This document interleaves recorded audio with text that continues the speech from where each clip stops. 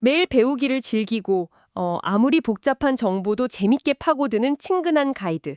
오늘 이 자리에 함께 하시는 여러분 반갑습니다. 네, 반갑습니다. 매일 쏟아지는 방대한 정보 속에서 진짜 의미 있는 시그널을 찾아내는 시간이죠. 오늘 우리가 함께할 심층 분석, 이 딥다이브 미션은요. 방금 막 도착한 2026년 3월 6일 장중 글로벌 시황 브리핑 리포트입니다. 오늘 리포트 내용이 꽤 묵직하더라고요. 맞아요. 근데 저희가 뭐 단순한 숫자의 나열을 읊으려는 것이 아닙니다. 이 복잡하게 얽힌 데이터들이 현재 글로벌 자본의 흐름, 그리고 우리 지갑과 여러분의 투자 시각에 어떤 영향을 미치는지 명쾌하게 파악해 보는 것이 오늘의 미션입니다.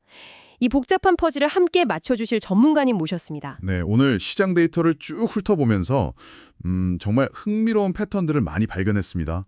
표면적인 숫자를 넘어선 그 이면의 의미를 여러분과 빨리 나누고 싶네요. 자, 그럼 이걸 하나씩 틀어보죠.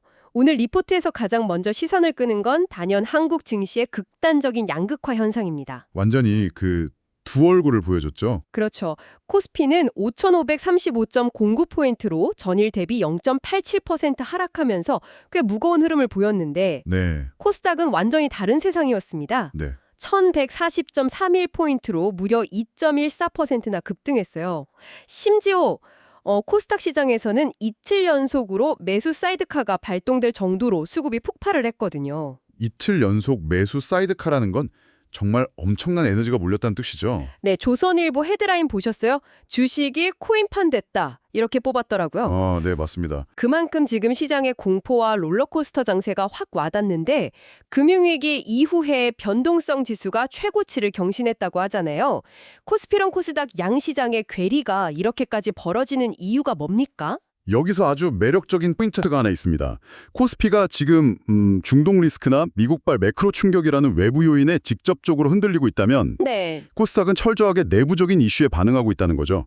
매일경제 기사에서도 언급이 됐지만 지금 코스닥을 관통하는 밸류업 키워드가 바로 좀비 기업 신속 퇴출입니다. 아, 좀비 기업 신속 퇴출이요? 네, 시장이 지금 단순한 기업의 단기 성장이 아니라 한계 기업을 솎아내는 이 구조조정과 건전성이라는 체질 개선 그 자체에 엄청나게 환호하고 있는 겁니다.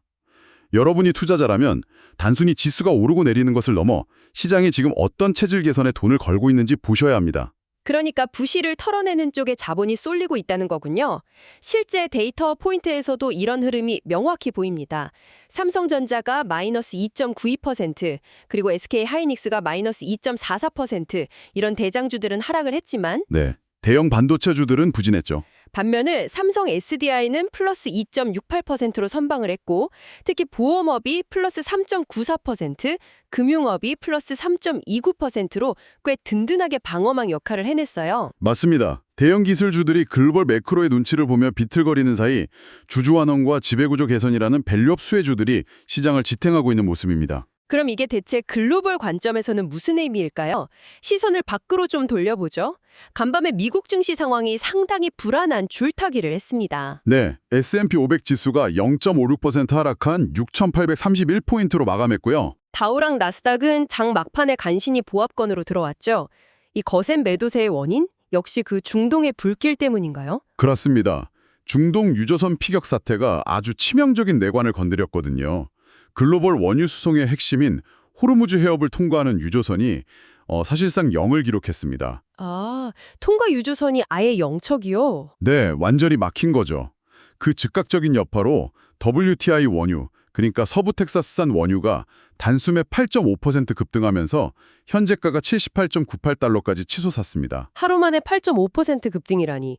이게 쉽게 말해서 우리 동네 주유소 기름값이 갑자기 훅 뛰면 우리 집 생활비 계획이 다 틀어지는 거랑 똑같은 거잖아요. 아주 정확한 비유입니다. 그 생활비 계획이 틀어지는 걸 가장 두려워하는 곳이 바로 미국의 연준이죠. 아, 인플레이션 우려? 맞습니다. 글로벌 원유 수송망이 물리적으로 마비되었다는 소식은 연준의 인플레이션 우려를 자극하고 시장의 즉각적인 매도세를 불러왔습니다. 금리 인하 기대감이 소멸할 수 있다는 공포가 프라이싱된 거죠. 그렇겠네요. 그런데 이건 더 큰 그림과 연결해보면 좀 신기한 구석이 있습니다.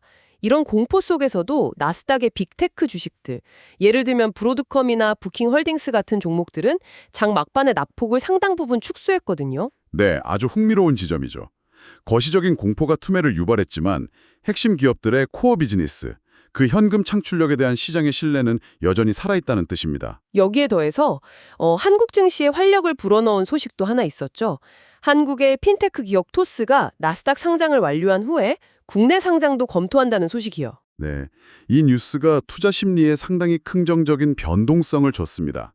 글로벌 자본시장의 검증을 통과한 혁신 기업이 국내로 다시 들어온다는 시그널은 앞서 우리가 이야기한 그 코스닥의 밸류업, 체질 개선 분위기와 맞물리면서 꽤 좋은 시너지를 내고 있는 겁니다. 자, 정말 흥미로운 부분은 바로 여기입니다. 이번 딥다이브 자료를 보면서 제가 제일 놀랐던 순간인데요. 일명 아하 모멘트라고 하죠. FICC, 즉 채권, 외환, 상품 시장의 데이터들이 기존 상식으로는 도저히 말이 안 됩니다. 하하, 네. 저도 그 데이터를 보고 참 시장이 재밌게 돌아간다고 생각했습니다. 아니 들어보세요. 안전자산의 대명사인 금 가격이 10만 3천 달러로 올랐는데 네, 대표적인 위험자산인 비트코인도 정확히 똑같은 수치인 10만 3천 달러로 올랐습니다. 소수점 빼고 딱 10만 3천 달러요. 이게 도대체 어떻게 동시에 일어날 수 있는 일이죠? 그 놀라시는 반응이 당연합니다. 지금 달러 약세 흐름을 보면 원달러 환율이 5.30원 하락한 1,445원을 기록했고요. 반면에 미국 10년물 국채금리는 5bp 상승해서 4.136%를 기록했습니다. 달러는 약해지는데 국채금리는 오르고 금이랑 비트코인은 똑같이 10만 3천 달러를 찍었다. 네, 그러니까 전통적인 안전자산 선호 현상과 새로운 대체자산 선호 현상이 동시에 폭발하는 아주 복합적인 시장 양상입니다. 금의 상승은 아까 말씀하신 중동 리스크와 인플레이션 부활이라는 고전적인 공포에 기반을 둔 거고요. 그럼 비트코인은요? 비트코인의 상승은 ETF 순유입에 기댄 철저히 현대적인 자본 유입 동력에 기인하고 있습니다. 아, 이건 연어분이 예전에 교과서에서 배운 그 위험을 피할 땐 금, 공격적으로 갈 땐 주식이나 코인이라는 공식에 완전히 깨지고 있다는 뜻이네요. 세상의 돈이 아주 복잡하게 피난처를 찾고 있는 거군요. 정확합니다. 거시지표 하나만 보고 포트폴리오를 한 방향으로 몰아넣는 게 얼마나 위험한지 보여주는 아주 상징적인 사례죠. 자, 그럼 이제 시선을 아시아와 유럽 쪽으로 돌려볼까요? 미국 시장이 아까 그렇게 흔들리는데 아시아랑 유럽 증시는 도대체 왜 오른 겁니까? 각 지역이 가진 방어막, 즉 독자적인 펀더멘털 모멘텀이 작동했기 때문입니다. 일본부터 볼까요? 니케이 지수가 플러스 1.90% 상승했는데요. 꽤 많이 올랐네요. 네, 엔화 약세 기반의 수출주 강세가 지수를 강하게 끌어올렸습니다. 유럽과 중국도 소폭 상승을 했죠. 유럽은 어떤 이슈가 있었나요? 유럽은 우크라이나 평화협상 기대감에 따른 방산주 강세가 시장을 방어해주는 역할을 했습니다. 아, 지역별로 확실한 무기가 하나씩 있었군요. 조선일보 보도를 보니까 특히 아시아 증시가 중동 사태의 타격을 방어하면서 AI발 강세를 이어가고 있다고 분석했던데. 네, 지정학적 악재가 펀더멘털에 기반한 구조적 성장 사이클, 즉 이 AI라는 메가 트렌드를 꺾지는 못했다는 의미입니다. 그리고 여기에 더해서 기업 내부자들의 움직임도 시장 신뢰에 크게 기여를 하고 있죠. 내부자 매수 말씀이시군요. 네, TBH 글로벌 경영진의 지분 매입 같은 사례가 대표적입니다. 경영진이 자기 회사 주식을 산다는 건 외부 환경이 아무리 흔들려도 기업 가치에 대한 확신이 있다는 가장 강력한 시그널이니까요. 자, 그럼 이쯤에서 우리가 당장 주목해야 할 주간 캘린더를 좀 짚고 넘어가죠. 투자자 여러분이 다이어리에 빨간 펜으로 표시해둬야 할 일정들이 꽤 있습니다. 당장 다음 주가 고비라면서요? 네, 앞으로 며칠이 정말 중요합니다. 당장 3월 6일 미국의 비농업 고용지수와 실업률 발표가 대기하고 있습니다. 고용 데이터가 연준의 정책에 직접적인 영향을 주니까요. 맞습니다. 그리고 3월 11일에 소비자 물가지수 CPI가 결정타가 될 겁니다. 최근 유가급 등이 물가에 어떻게 전이되었는지, 이 데이터가 연준의 금리 인하 기대감을 살릴지 죽일지 결정할 겁니다. 아시아 증시의 방어력, 그 맷집을 확인하는 일정도 있죠. 3월 10일에 한국과 일본의 GDP 발표가 있습니다. 네, 한국의 1분기 성장률과 일본의 4분기 수정치가 아시아 시장의 펀더멘털을 시험하는 중요한 시험대가 되겠죠? 자, 오늘 정말 방대한 데이터를 뜯어봤는데 정리를 한번 해볼까요? 네, 좋습니다. 중동발 유가급 등으로 위험 회피 분위기가 강하지만 코스닥은 좀비 기업 퇴출 같은 구조 조정을 통한 밸류업으로 단단하게 버티고 있고요. 안전자산인 금과 대체 자산인 비트코인은 각자의 이유로 치솟으며 정확히 10만 3천 달러에서 만났습니다. 네. 리포트가 제안하는 단기 전략은 이렇습니다. 변동성이 심하니까 금과 채권 비중을 늘리면서 방어적으로 가되 코스닥의 AI나 바이오 성장주에서 적극적인 기회를 찾는 것. 이렇게 요약할 수 있겠네요. 깔끔한 정리네요. 그런데 여기서 저는 오늘 데이터를 보면서 우리에게 던져진 아주 중요한 질문 하나를 짚고 넘어가고 싶습니다. 오, 어떤 질문인가요? 오늘 우리는 중동의 물리적인 전쟁 리스크와 코스닥의 좀비 기업 퇴출이라는 체질 개선 이슈를 동시에 봤습니다. 네. 과연 전통적인 지정학적 위기나 유가 쇼크로부터 완전히 독립적인 면역력을 가질 수 있을까요?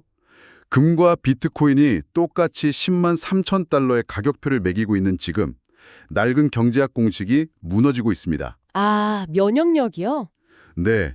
여러분의 포트폴리오는 지금 과거의 데이터에 맞춰져 있습니까? 아니면 미래의 구조에 맞춰져 있습니까? 야, 정말 생각할 거리를 던져주는 날카로운 통찰이네요. 구시대적 매크로 변수가 미래 자본시장의 혁신을 훼손하지 못하는 특이점이 올 수 있을지 여러분도 스스로 곱씹어 보시길 바랍니다. 오늘 우리가 함께한 심층 분석이 여러분의 포트폴리오 전략을 세우는데 큰 도움이 되셨길 바라면서 다음 이 시간에도 또 다른 흥미로운 자료 그리고 겉으로 드러난 숫자 그 너머의 통찰과 함께 돌아오겠습니다.